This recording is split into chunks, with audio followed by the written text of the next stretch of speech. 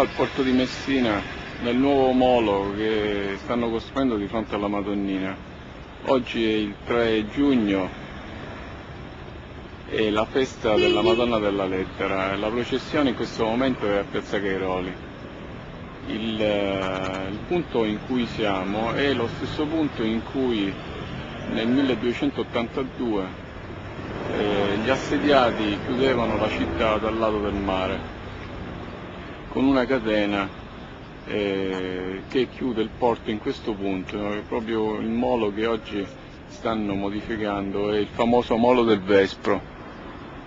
Questa catena permetteva di chiudere il porto, andava da quel castello rotondo che vedete là dall'altra parte, da quella fortezza circolare su cui è la stella della Madonnina dal 1930, partiva una catena e arrivava da questa parte del porto e chiudeva il porto in modo che le navi di Carlo d'Angiò e dei guelfi italiani non potessero entrare nel porto, che è un porto enorme, grande 2 chilometri per 1,5 chilometri.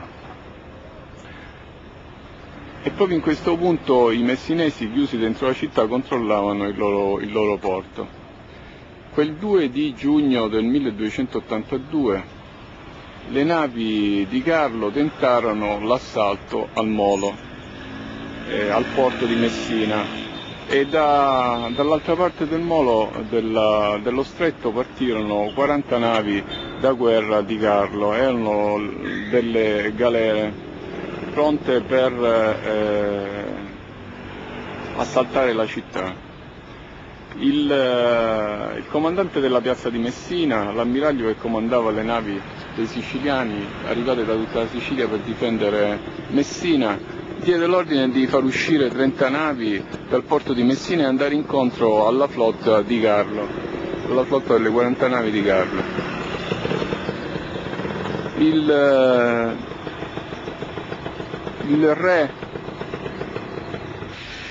re superbissimo, come l'avevano definito, per la sua grande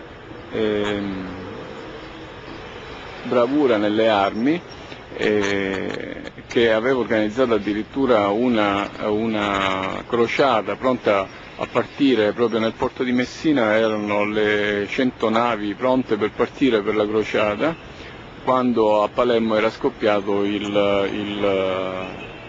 rivoluzione. Queste 100 navi furono requisite dai messinesi, che in quel momento erano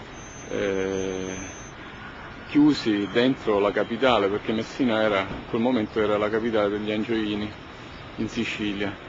Quindi fu una delle città più difficili da liberare, perché era piena di soldati francesi. Nonostante questo la città seguì poco dopo la rivolta di Palermo e liberarono la città occupando e sequestrando le 100 navi pronte per le crociate che Carlo aveva preparato nel porto. Con quelle stesse navi organizzarono meglio la difesa della città e rinforzarono le mura della città. In questo momento possiamo vedere nel porto stanno allungando il molo, che arriverà a una lunghezza superiore a 350 metri.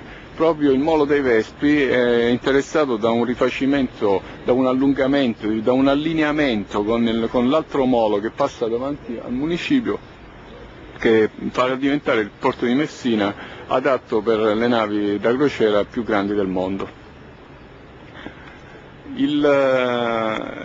L'assalto che tentarono il 2 di giugno del 1282 fallì, perché quelle 30 navi che Carlo non si aspettava che gli andassero contro riuscirono a fare spaventare lo schieramento avversario e anzi, sorpresi dal fatto che la vittima designata era restia a mostrare il collo alle zanne dell'aggressore, la flotta nemica, la flotta guelfa e angioina, si ritirò verso Villa, un po' più a nord della città, e fu per loro grande fortuna che il cattivo tempo non facesse affondare la loro flotta.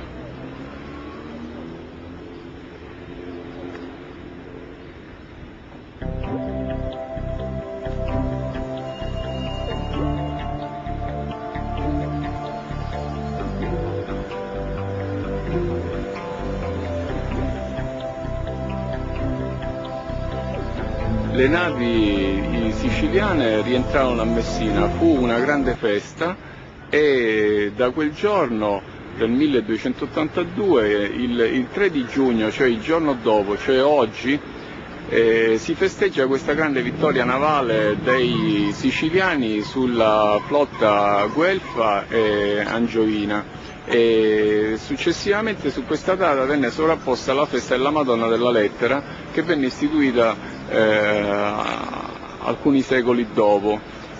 Su questa storia che la Madonna avrebbe inviato ai messinesi una lettera in cui li ringraziava perché aveva mandato loro un'ambasceria in Terra Santa. Ed è proprio questa scritta che voi vedete sotto il molo. Una strana coincidenza che proprio il molo, che fu origine di questa grande vittoria dei messinesi, cioè la vittoria dei messinesi di tutti i siciliani, tutte le navi mandate da tutta la Sicilia per difendere Messina, sia proprio questa scritta sia riportata della Madonna della Lettera, sia riportata proprio sulla fortezza, che fu uno dei punti principali della difesa della città, e da cui partiva la famosa catena che chiudeva il porto e che impedì per 5 mesi alle navi nemiche di entrare in città dal mare.